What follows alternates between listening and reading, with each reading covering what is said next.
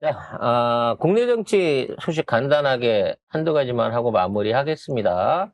자, 잊고 계시겠지만 윤석열은 여전히 재판을 받고 있습니다. 이런 재판 관련된 의혹 속에서 지금 윤석열이가, 건진법사를 만났냐, 안 만났냐. 즉, 건진법사의 청탁을 받았냐, 안 받았느냐에 부분을 놓고 지금 쟁점이 진행 중에 있습니다. 그동안은 안 만났다고 우겼는데 이제 증거를 계속 들이대고 증언이 나오니까 그랬겠지만 만났다. 아내와 함께 건진법사를 만난 적이 있다. 선거 전에 캠프에서 요런 얘기들을 자백을 했습니다. 근데 이 자백이 나중에 100만 원짜리 이상 벌금형이 되는 순간 국짐은 400억이 날아가게 되는, 정확하게 397억이 선거보조금이 날아가게 되는 상황에 처할 가능성이 매우 높아졌다는 것이죠. 어제 서울중앙지법 형사합의 21부가 공직선거법 위반 혐의로 기소된 윤석열의 첫 공판기일을 진행을 했습니다. 자, 2021년에서 2022년 대선 국면에서 윤석열이가 당시 뇌물수사를 받던 2012년 당시 뇌물수사를 받던 윤우진 전 서울 용산세무서장에게 이 아무개 변호사를 소개했음에도 이 같은 사실이 없다고 부인한 점. 이거는 선거 기간 중에 거짓 사실을 얘기한 거죠. 전성배를 당 관계자로부터 소개받아 김건희와 함께 만나고도 이를 부인한 혐의. 요 두 가지. 그래서 대통령 당선을 목적으로 허위 사실을 공표한 것으로 보고 재판에 넘긴 겁니다. 이건 확실히 만난 증인이 있고 그에 대한 뭐 사진부터 시작해갖고 다양한 자료들과 증인이 있기 때문에 이걸 안 만났다고 주장하기는 불가능합니다. 문제는 이게 이 정도가 허위 사실의 발표로 볼 수 있느냐 없느냐 뭐 이런 부분인 건데, 이재명 당시 후보하고 비교를 해보자면 내가 부하직원 누구를 안다 모른다라고 하는 부분에 대한 발언에 대해서 너는 이래서 알 거야 라고 얘기하면서 사진 조작까지 해가면서 얘는 알았을 거예요 라고 해갖고 이걸 유죄로 몰고 간 사실이 있거든요.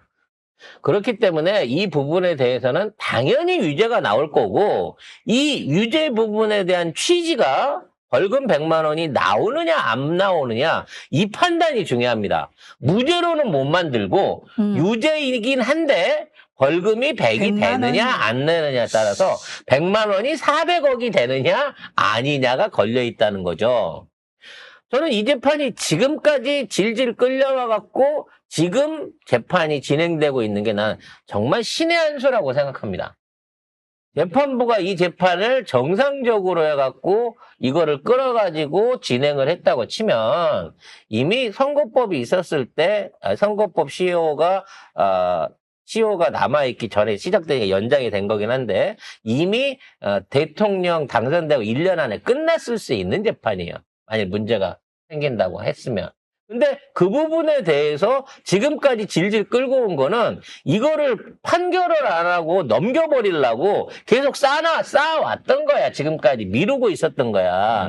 근데 지금 이게 재판이 시작된 거예요. 그러니까 빼도 박도 못 한다는 거지. 그 당시에도 풀어주려고 하는 계획이라든지 방법이 있었다고 하면 그때 처리해서 무혐의하고 끝내버렸을 거예요. 근데 증인 때문에 그게 안 되는 상황에서 지금 들어간 거라 이건 뭐 거의 100만 원 넘는 짤이다라고 봐지고요. 아니 우리가 벌금 100만 원을 받았잖아요. 그렇죠. 우리도 100씩 받았죠. 100씩 네. 받았잖아요. 씹다 버린 빵 이진숙이하고 자, 네, 지금 우리가 홀랑 그 얘기했다고 유튜브 방송에서 그 얘기했다고 우리가 110 받았는데 윤석열은 대통령 당선을 목적으로 허위 사실을 유포했는데 당연히 100 이상이어야지. 그리고 토론회나 이런 데서도 다 물어봤는데 모른다고, 안 만났다고. 그때까지 모른다 했잖아. 다 얘기했잖아요. 그러니까 이거는 피해갈 수 없는 거야. 우리도 100만 원 냈어. 이진숙이가 정군 기자이긴 하지만 정군 기자 같지 않다고 했는데 그게 허위 사실이래. 우리가 정군 기자 아니라고 안 했어. 안 갔던 것 같은 의혹이 있다라는 얘기만 했는데 그거 하나로 보안 수사권을 발동해가지고 경찰이 포기했던 거를 재수사를 맞아. 해갖고 우리 보안 수사권의 왜 피해자였네. 보안 수사권 피해자야? 보안 수사권을 해갖고 이걸 되살려갖고 맞아. 고법에서 대법에서 전부 패소를 때려갖고 우리 벌금 100만 원씩 때린 재판부가 이거를 봐주면 안 되지. 이와 관련해서 검찰은 항상 무혐의로 때릴 수 있는지 없는지를 점쳐보고 되면 진행을 해갖고 무혐의를 줘버리고 안 되면 이런 것처럼 재판을 질질 끌어가지고 싸게.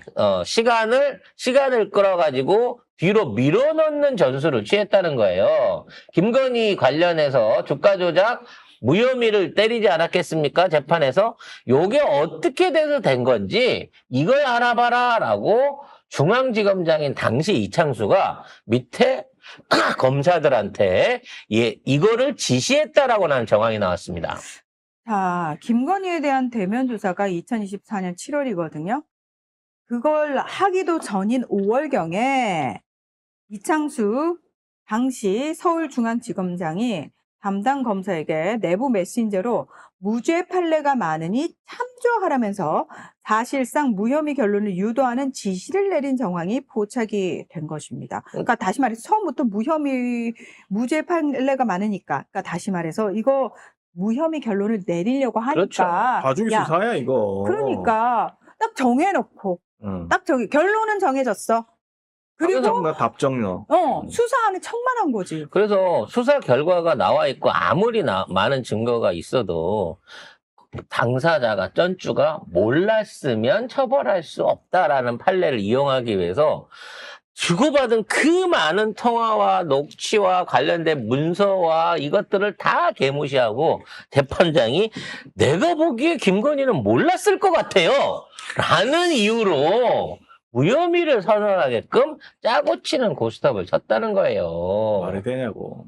관련해서 이 모든 것들을 2차 특검이 다시 수사해서 이번에는 요정화, 그러니까 단순하게 그 수사를 무혐의 처리 종결낸 거는 그 무혐의로 끝났고 이제는 그 무혐의를 내리게 하는 과정 중에 이창수나 주변에 있는 수사관, 검사, 판사, 그리고 그 명령을 내렸던 김건희나 윤석열이 어떻게 관여를 했는지를 찾아내는 쪽으로 확대가 될 가능성이 높아졌다는 거죠. 네. 자, 2차 특검인 권창영 특검팀은 대검찰청, 서울중앙지검, 대전지검 공주지청 등을 동시다발적으로 압수수색을 했습니다.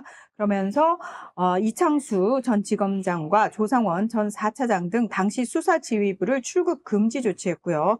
이들이 주인 검사에게 불기소 처분을 강요하는 등 직권남용을 저질렀는지 집중 추궁하는 수사를 벌이고 있다고 합니다. 김건희는 안 잡아요. 이 특검팀에 검사가 없답니다. 네. 요거 압수수색하는 요 팀에. 그렇지. 네, 검사가 없대요. 그래서 이 특검팀은 이제 다시 옛날 서류를 뒤져갖고 김건희가 뭘 했니 안 했니 이거를 뒤질 필요가 없어. 김건희를 봐주기 위해서 얘네들이 불법적으로 법 적용을 했니 안 했니를 잡아보게 되는 거고요. 요게 밝혀지게 되면 그 증거가 나오게 되면 그때 걔들은 없었던 몰랐던 법 왜곡죄까지 추가해가지고 전부 다 합산해갖고 더 처벌을 세게 때려야 된다라는 말씀을 드리고 싶습니다.